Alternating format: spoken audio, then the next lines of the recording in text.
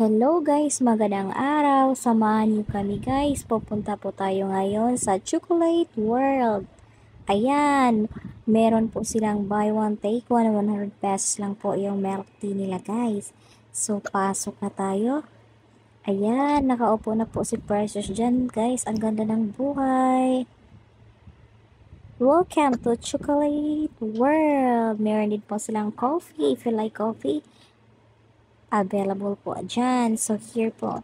Guys, ito po yung loob po ng Chocolate World Pizza, guys. Dyan, parang may higaan po siya na display, guys. Dyan, oh. Tsaka may, ano po, dyan po, upuan. So, ito po yung mga menu nila, guys, sa mga milk tea. Mayroon din silang pizza, fries, coffee. Ganyan yung kinikater nila, guys. At saka meron silang tinatawag na ano guys, yung parang regular order lang. Isang order lang guys, yung merong Toblerone. Doon sa kabila makikita mo.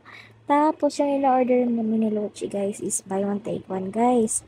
Yung Chubby sana kaya lang sold out. Siguro po yun yung best sellers nila kaya lagi nauubos guys. Kasi late na kami pumunta. 6 ata yan or 5:30 kasi nag-open ata yan siya is 10 ng umaga. So, sold out na talaga siya guys.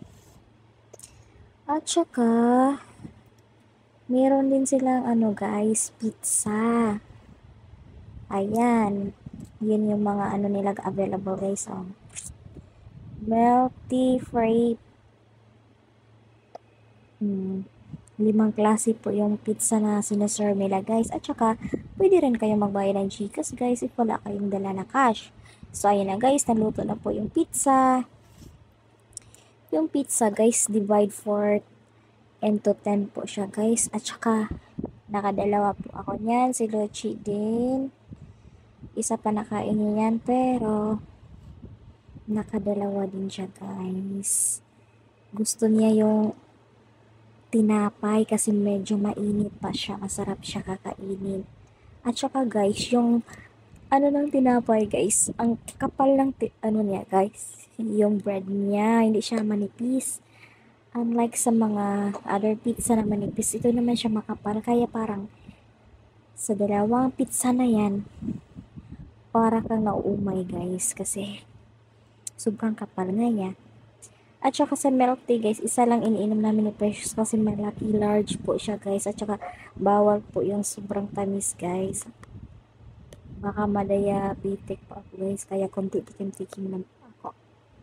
Yan, hindi namin yan naubos guys. Kaya tinitake out na lang po namin yan. So yun po yung ano namin po. I-rate po natin yung ano natin guys. Experience sa Chocolate World. Siguro 8/10.